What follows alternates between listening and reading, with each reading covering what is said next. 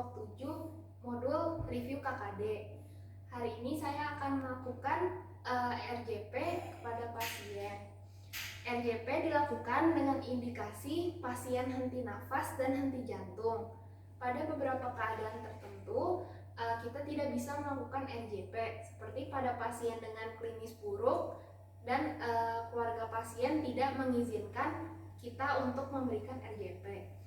Apabila kita melihat ada pasien yang tidak sadarkan diri di jalan, kita bisa mengamankan lokasi terlebih dahulu. Saat mengamankan lokasi, hati-hati saat melakukan mobilisasi, terutama apabila pasien ada cedera servikal, karena bisa menyebabkan trauma lebih lanjut. Setelah kita mengamankan lokasi, kita bisa mengecek kesadaran pasien. Cek kesadaran dilakukan dengan metode AVPU, yaitu Alert, Verbal, Pain, dan Unresponsive. Apabila pasien dalam keadaan alert, pasien dapat berbicara dengan spontan. Apabila tidak terdapat keadaan seperti itu, kita bisa memberikan rangsangan verbal. Pak, bangun Pak.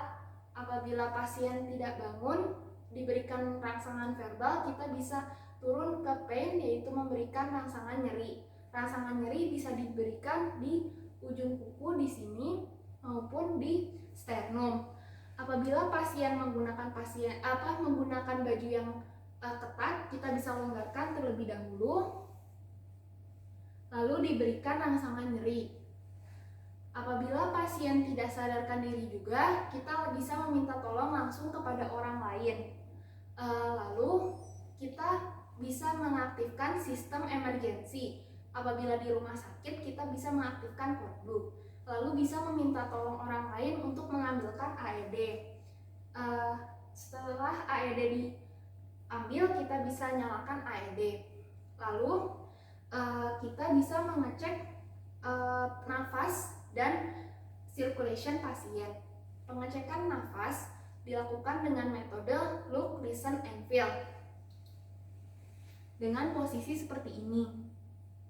Kita lihat apakah dadanya ini naik turun, kita rasakan, kita dengarkan apakah ada suara nafas, dan rasakan apakah adanya hembusan nafas dari hidung maupun mulut pasien. Setelah itu, pengecekan sirkulasi bisa dilakukan di arteri karotis. Letaknya itu ada di kartilago tiroid dan antara sternocleidomastoideus. Di tengah-tengahnya ada cekungan, kita bisa cek di situ.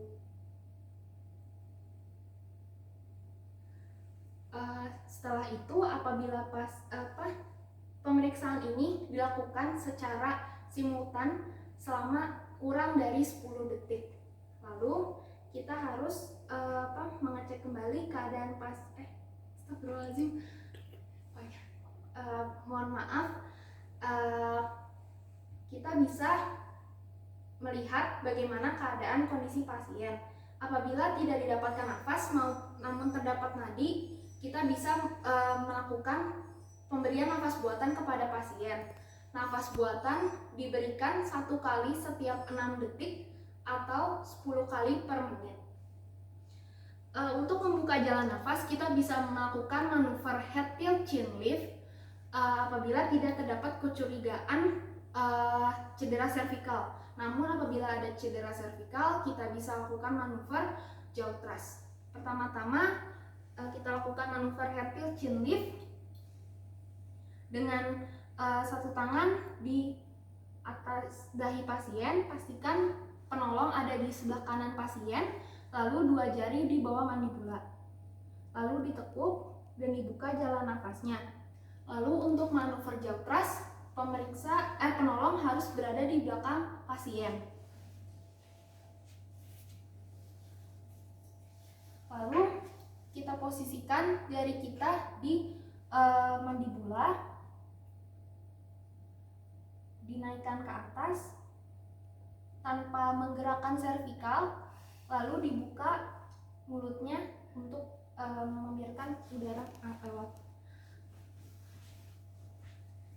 Lalu pemberian nafas ini bisa dilakukan mouth to mouth dengan cara seperti ini. Ditutup hidungnya dan diberikan nafas. Usahakan mulut pasien tertutup dan lihat apakah dada pasien ini mengembang, dan berikan nafasnya jangan terlalu cepat. Setelah kita berikan nafas, ada juga pemberian nafas selain mouth to mouth, itu ada mask to mouth. Setelah itu kita cek lagi nadi pasien.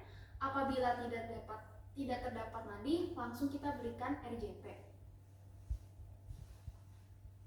RJP diberikan dengan rumus 30/2, 30 kompresi dan 2 nafas buatan. Posisi tangan tenar dan hipotenar, tangan yang dominan berada di sternum di antara kedua papila mame.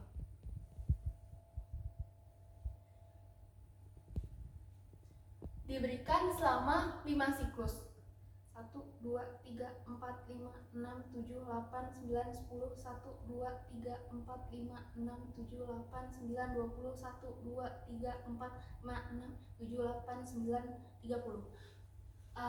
High quality CPR itu meliputi tekanannya cepat 100-120 kali per menit, atau hitungan detiknya 1,5 dan sampai 2 kali kompresi per detik. Lalu tekanannya itu harus dalam, kira-kira 5-6 cm. Lalu apabila dan tidak boleh adanya minimalkan interupsi. Lalu apabila penolong sudah kelelahan, mohon maaf, apabila sudah 5 siklus, penolong harus diganti. Lalu setiap 5 siklus kita harus melakukan pengecekan lagi nafas dan sirkulasinya. Dan hal ini dilakukan secara kontinu sampai adanya penolong. Setelah dilakukan RJP, kita bisa memasang AED. AED dipasang di dada kanan superior dan dada kiri dekat papila mame, sekitar sini. Kalau sudah dipasang, nanti ada perintah dari alat AED itu sendiri. Alat AED berfungsi untuk menilai irama jantung pasien. Irama ada shockable rhythm dan non-shockable rhythm. Pada shockable rhythm itu ditemukan biasanya ventricle tachycardia maupun ventricle fibrilasi.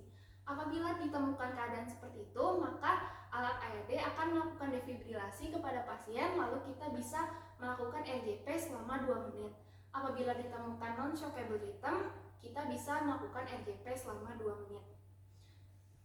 Setelah itu, RJP dihentikan apabila sudah 30 menit dilakukan RJP, apabila penolong sudah merasa kelelahan dan ada kondisi ROSC, yaitu return of spontaneous circulation, yang ditandai dengan arteri karotis yang mulai berdenyut, dan kematian yang irreversible. Tanda kematian irreversible itu ada kaku dan biru.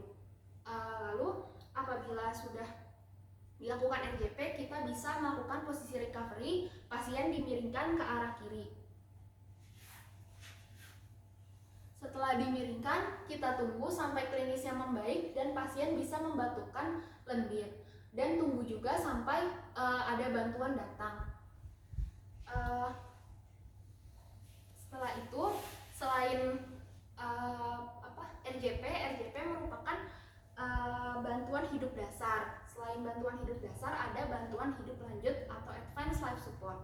Advanced life support adalah lanjutan dari bantuan hidup dasar yang dilakukan oleh tim yang lebih kompeten dan dilakukan dengan alat yang tingkat lanjut dan bisa diberikan obat-obatan yang suportif terhadap kardiovaskular. Rumus advanced life support adalah 100 kali kompresi per menit dan pemberian nafas 1 kali setiap 6-8 detik atau 8-10 kali per menit. Hati-hati, terdapat keadaan reversible, penyebabnya yaitu 5H, 5T. 5H adalah hipovolemi, hipoksia, hipotermi, hidrogen ion atau asidosis, hiper atau hipokalemi. Lalu 5T ada tamponet kardiak, tension pneumotoraks, toksin, trauma, dan trombosis koroneri maupun pulmoneri. Sekian penjelasan tentang RGP dari saya, kurang lebihnya mohon maaf. Wassalamualaikum warahmatullahi wabarakatuh.